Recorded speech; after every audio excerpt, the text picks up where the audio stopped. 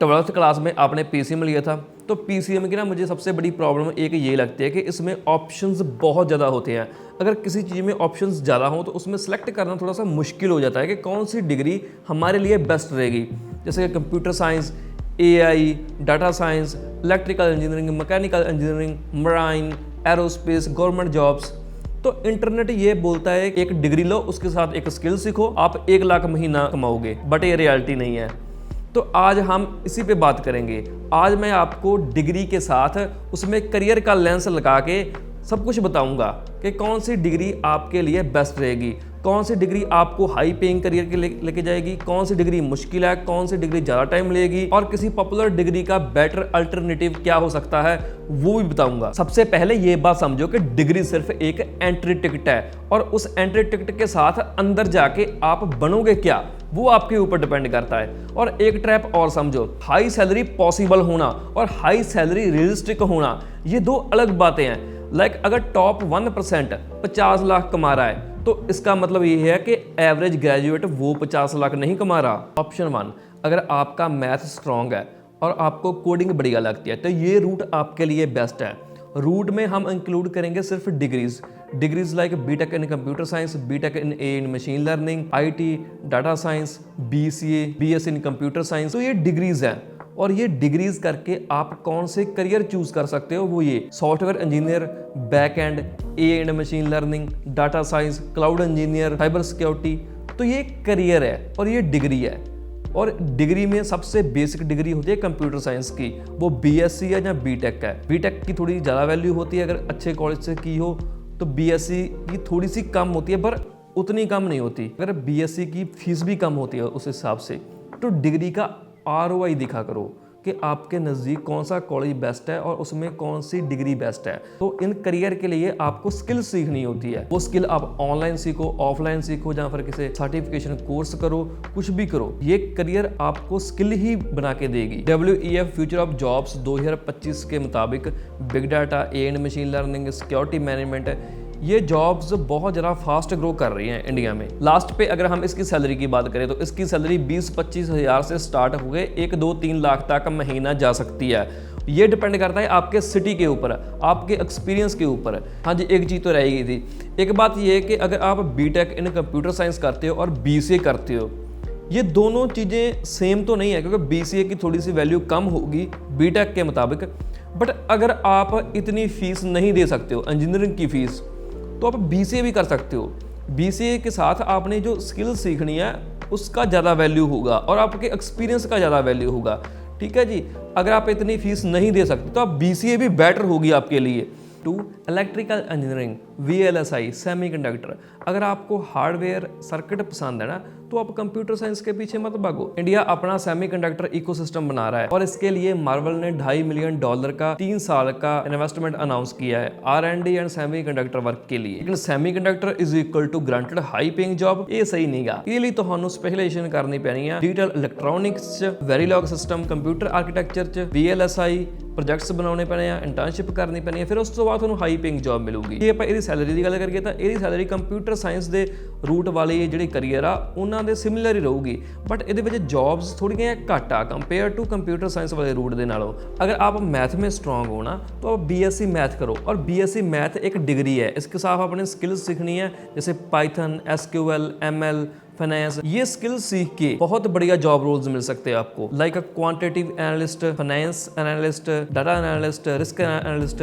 इन्हां job roles की salary भी बहुत बढ़िया रहती है। लाइक एज अ फ्रैशर तुसीं 40,000 तो लैके 50,000 रुपया पर मंथ कमा सकते हो इन्हां फील्डां दे विच, ਤੇ ਇਹਦੀ ਸੈਲਰੀ 1-2 ਲੱਖ ਪਰ ਮੰਥ ਤੱਕ ਜਾ ਸਕਦੀ ਆ। ਸੋ ਇਹ ਇੱਕ ਬਹੁਤ ਹੀ ਵਧੀਆ ਕਰੀਅਰ ਹੈਗਾ ਜੇ ਤੁਸੀਂ ਮੈਥ ਦੇ ਵਿੱਚ ਸਟਰੋਂਗ ਹੋ ਤੇ ਇਹਦੇ ਵਿੱਚ ਕੰਪੀਟੀਸ਼ਨ भी घट आ। Option 4, BArch versus B plan. अगर हम BArch की बात करें, मतलब कि आर्किटेक्चर की बात करें, तो ये डिग्री 5 साल की होती है, बट उसके बाद आपको सिर्फ 15,000 से लेकर 30,000 रुपया मंथ ही मिलती है सैलरी। अगर आप काउंसिल ऑफ आर्किटेक्चर में अपना रजिस्ट्रेशन करवाते हो तो आपके नाम के आगे आर्किटेक्ट लग जाता है और उसके साथ साथ आपको 1 साल की इंटर्नशिप चाहिए। उसके बाद आप लीगली प्रैक्टिस कर सकते हो इस फील्ड में। तो इस फील्ड में आपको ना स्पेशलाइजेशन की ज़्यादा ज़रूरत होती है, लाइक BMI, सस्टेनेबिलिटी डिज़ाइन होते हैं, हेल्थ केयर आर्किटेक्चर हो गया।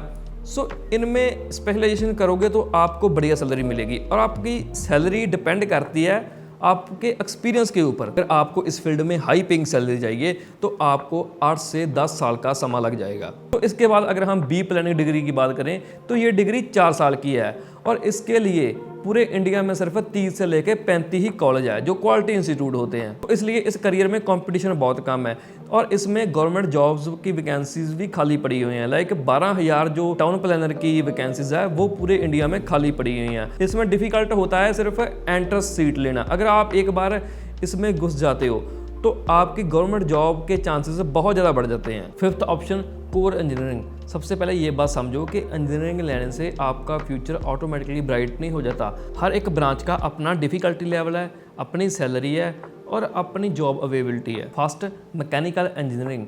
मैकेनिकल इंजीनियरिंग का स्कोप बहुत ब्रॉड है। इसमें आप मैन्युफैक्चरिंग में, ऑटोमोबाइल में, ईवी, एरोस्पेस, इन सारे फील्ड में जा सकते हो। इसकी सैलरी की बात करें तो एवरेज सैलरी 3 से लेकर 7 लाख पर एनम रहती है और इसका डिफ़िकल्टी लेवल मीडियम रहेगा। इसमें job availability medium to high है, लेकिन आपको मैकेनिकल डिग्री के साथ कैड, रोबोटिक, ईवी या सिमुलेशन जैसी स्किल्स सीखनी पड़ेगी, तभी आपको बढ़िया अपॉर्चुनिटी मिलेगी। सेकंड है इलेक्ट्रिकल इंजीनियरिंग। इलेक्ट्रिकल में सिर्फ वायर्स नहीं आती, इसमें आता है power system, EVs, batteries, renewable energy, electrical industries. और इसकी सैलरी की बात करें तो इसकी सैलरी एवरेज सैलरी 4 से लेके 8 लाख पर एनम रहती है। इसका डिफ़िकल्टी लेवल मीडियम से हाई रहता है और इसमें जॉब अवेलेबिलिटी गुड रहती है। अगर आप इसमें स्पेशलाइजेशन करते हो पावर इलेक्ट्रॉनिक्स में, रिन्यूएबल एनर्जी में, ऑटोमेशन में, ईवीज में, तो आपका करियर और भी स्ट्रॉन्ग होगा। Third civil engineering. सिविल में आपको बिल्डिंग्स, रोड्स, ब्रिज, कंस्ट्रक्शन, ये सब मैनेजमेंट करना होता है। इसकी सैलरी की बात करें तो 3 से लेकर 6 लाख पर एनम है। इसके लिए structural engineering, BMI, project management, ये सब स्किल्स यूजफुल रहती हैं। Fourth chemical engineering. Chemical engineering सिर्फ केमिस्ट्री नहीं होती, ये मेनली इंडस्ट्रियल प्रोसेस है, like pharma, oil and gas, chemical, manufacturing, ये सब चीज़ें होती है इसमें। इन फील्ड में आप जा सकते हो। इसकी सैलरी की बात करें तो इसकी सैलरी 4 लाख से लेकर 9 लाख पर एनम रहेगी और इसका डिफ़िकल्टी लेवल वेरी हाई रहेगा और इसकी जॉब अवेलेबिलिटी मीडियम रहेगी। बस इसमें दिक्कत ये आती है कि आपको जॉब करने के लिए इंडस्ट्रियल एरिया में रहना पड़ता है, मीन्स वहाँ उस सिटी में मूव होना पड़ेगा आपको। Fifth aerospace engineering. एरोस्पेस सुनने में बहुत ग्लैमरस लगती है, लाइक एयरक्राफ्ट, डिफेंस, स्पेस, लेकिन ये रियलिटी में स्पेशलाइज्ड फील्ड है। तो इसकी सैलरी की बात करें तो इसकी स्टार्टिंग सैलरी 4 लाख से लेकर 10 लाख पर एनम है। इसका डिफ़िकल्टी लेवल देखें तो वेरी हाई है। इसकी जॉब अवेलेबिलिटी देखें तो लो टू मीडियम है, मतलब कि लो है इसमें जॉब्स। तो इस फील्ड में डिफ़िकल्टी क्या आती है कि अगर इस डिग्री को आप टॉप के कॉलेज से करोगे तब इसका ज़्यादा बेनिफिट होता है। दूसरे नंबर पे इसकी जो जॉब्स होती हैं वो बहुत ही लिमिटेड होती हैं और लिमिटेड ऑर्गेनाइजेशन है, तो ये इसकी जो लोकेशन है वो भी कंसर्न्ड होती है। सिर्फ एरोस्पेस नाम सुन के ये डिग्री मत लेना, इसके बारे में थोड़ा सा सर्च करो फिर इस डिग्री को चूज़ करो। Sixth mining engineering. माइनिंग का नाम सुन के तो आपको पता चल ही गया होगा कि ये डिग्री कैसी है। इसकी सैलरी की बात करें तो 4 से लेके 8 लाख तक पर एनम रहेगी। इसका डिफ़िकल्टी लेवल देखें तो मीडियम टू हाई है। इसकी जॉब अवेलेबिलिटी देखें तो मीडियम है। इसमें सवाल ये आता है कि क्या आप माइनिंग लोकेशन एंड लाइफस्टाइल से कंफर्टेबल होगे?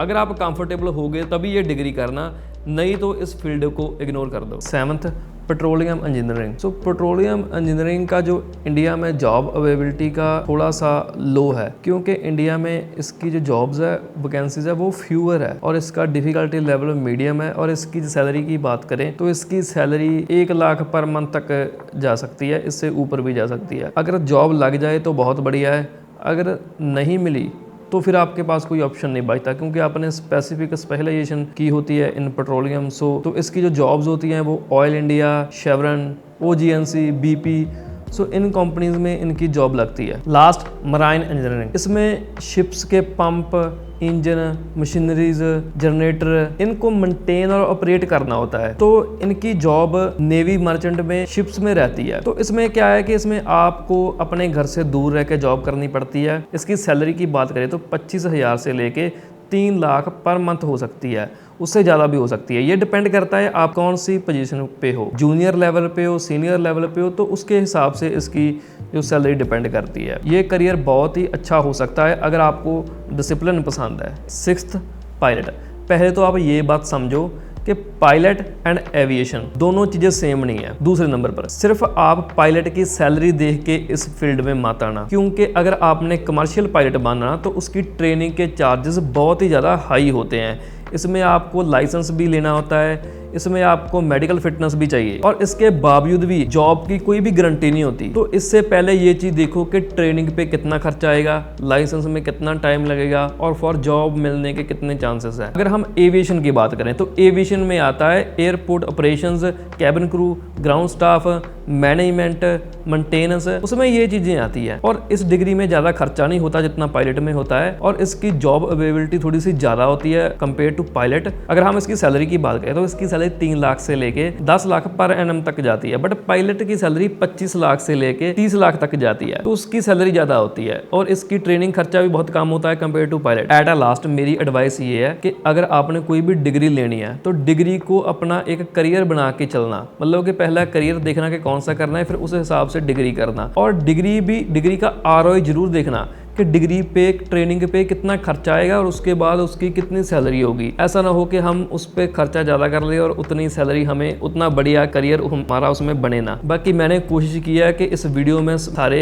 नॉन मेडिकल वाले जो करियर्स है उनको मतलब कि बताऊं क्या क्या है उनमें, तो ये मैंने कोशिश की थी। अगर फिर भी कोई करियर रह गया हो तो कमेंट में आप बता देना। मैं अगर किसी करियर के बारे में आपने ज़्यादा जानना है, करियर के ऊपर एक फुल वीडियो भी आपको ला के दूंगा कि आप मेरे इंस्टाग्राम अकाउंट को जरूर फॉलो करना, क्योंकि वहां पर मैं हर एक डिग्री का रियलिटी बताता रहता हूं। अगर आपको ये वीडियो पसंद आया तो इस वीडियो को लाइक एंड कमेंट जरूर करना और मुझे सब्सक्राइब जरूर कर लेना, क्योंकि मैं ऐसे नॉलेजेबल वीडियो आपके लिए लाता रहूंगा।